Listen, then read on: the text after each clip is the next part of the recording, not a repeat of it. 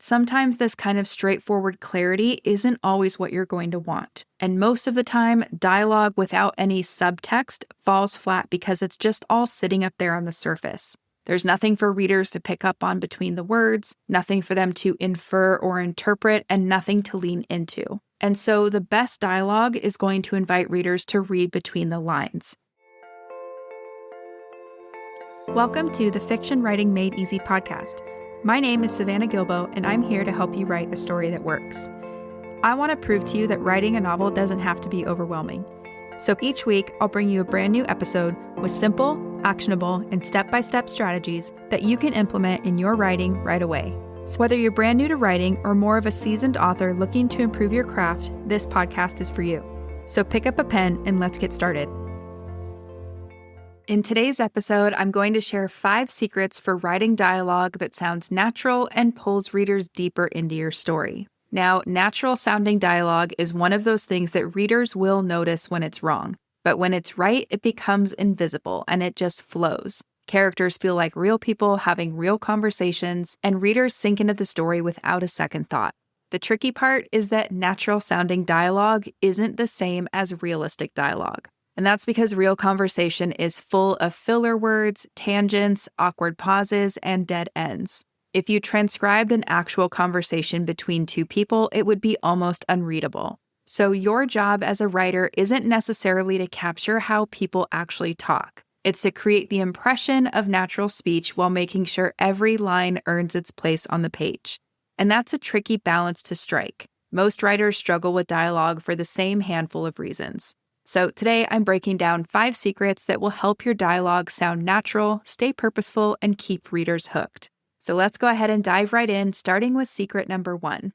Secret number 1 is that every line of dialogue should earn its place.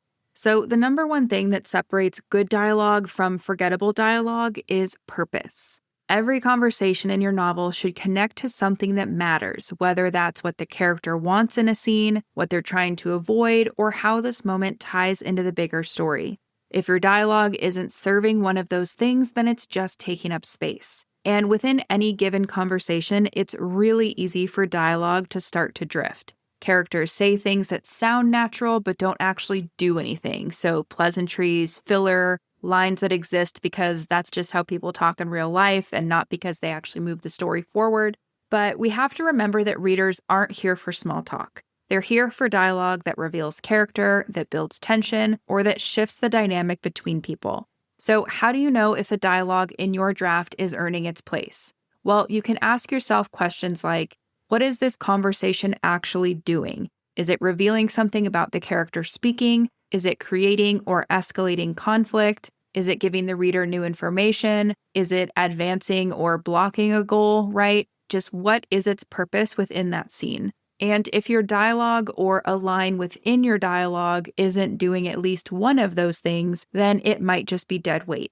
So when you're revising, you want to look for lines that you can cut without losing anything. The, oh, hey, how's it going exchanges, and the responses that just echo what was already said, and the filler that sounds realistic but that doesn't really move anything forward.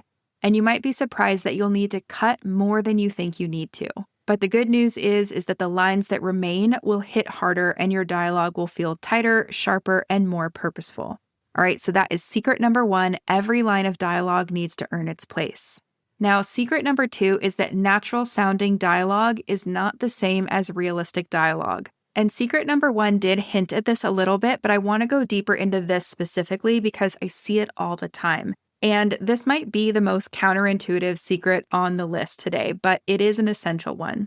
If you want your dialogue to sound natural, then don't write the way that people actually talk. Real speech is messy. People say and they repeat themselves. They start sentences and don't finish them. They go off on tangents, circle back, and talk over each other. In real life, this is super normal, but on the page, it's really exhausting. And I know why it's easy for us writers to fall into this trap. It's because we're trying to make our dialogue feel authentic, and we want readers to feel like they're eavesdropping on a real conversation.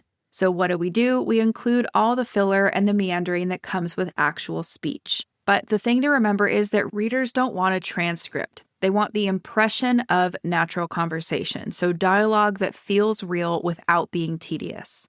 Now, what does that look like? Well, it's going to be looser than formal writing, but tighter than real speech.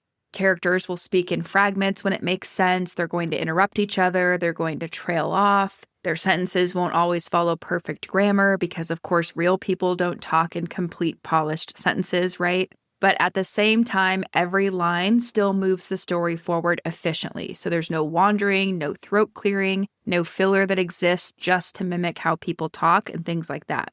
And the trick is in finding the rhythm and the balance. So dialogue should have a natural flow to it, a musicality that makes it easy to read and easy to hear in your head. And one of the best ways to find that rhythm or see if your dialogue has that rhythm is to read your dialogue out loud. If it sounds stilted or overly formal, then that's your sign to loosen it up. If it sounds rambly or hard to follow, then you can tighten it. So really, you just want to trust your ear. When dialogue is working, you're going to feel it, and so will your readers. All right, so that is secret number 2. Natural sounding dialogue is not the same as realistic dialogue. Now, secret number 3 is that your dialogue needs to be grounded in what's happening in the scene. And you've probably heard the term talking heads before. And if you haven't, this is what happens when two characters go back and forth in the conversation, but there's not really a sense of place, so there's no physicality, and there's just no grounding into the actual environment of the scene. So it kind of just feels like disembodied voices exchanging words in a void.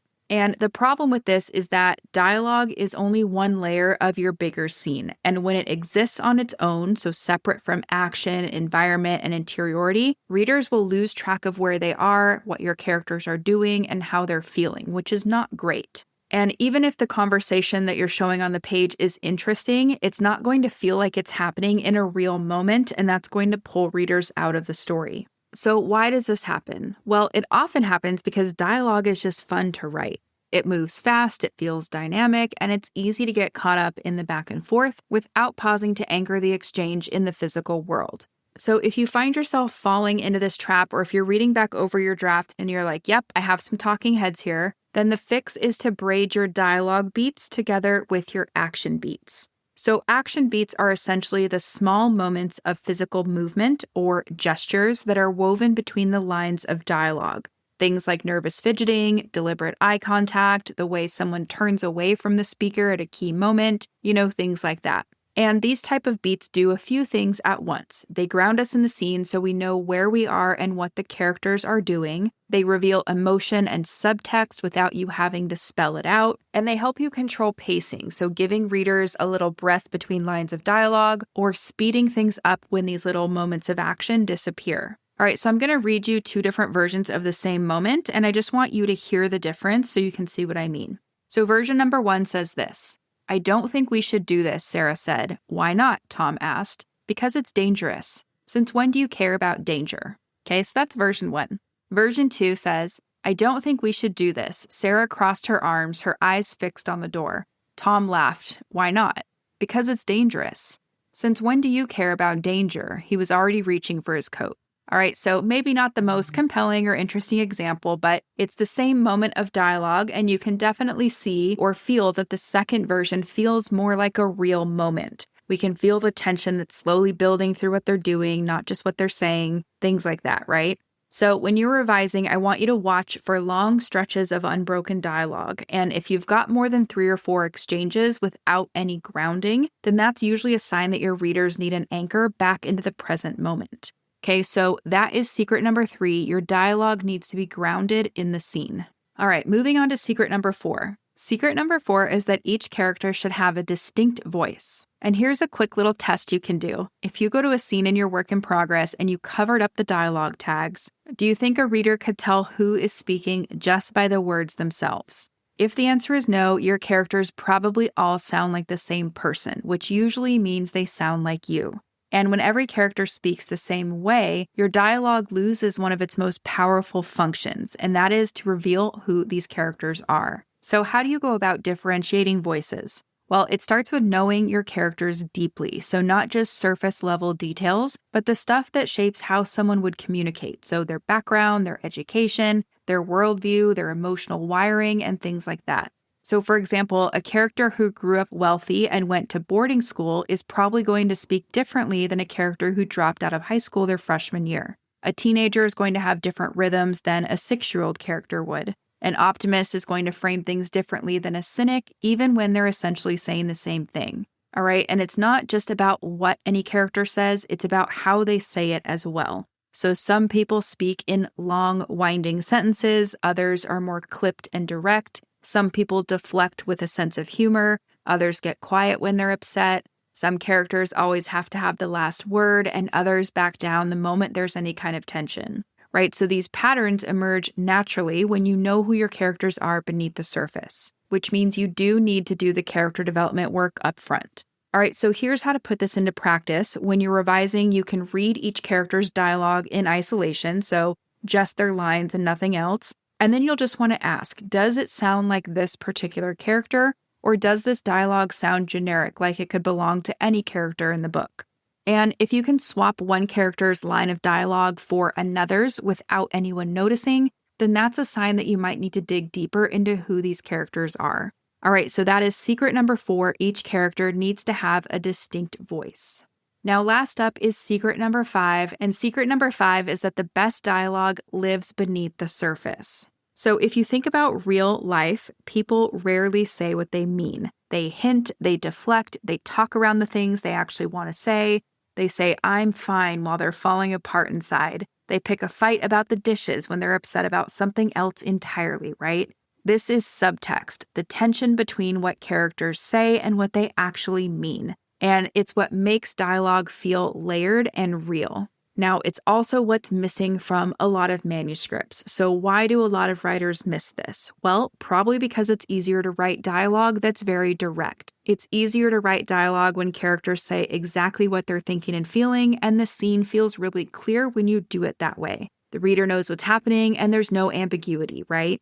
But sometimes this kind of straightforward clarity isn't always what you're going to want. And most of the time, dialogue without any subtext falls flat because it's just all sitting up there on the surface. There's nothing for readers to pick up on between the words, nothing for them to infer or interpret, and nothing to lean into. And so the best dialogue is going to invite readers to read between the lines. Now, how do we create that? Well, before you write any kind of important exchange, I want you to ask yourself, what does this character really want to communicate?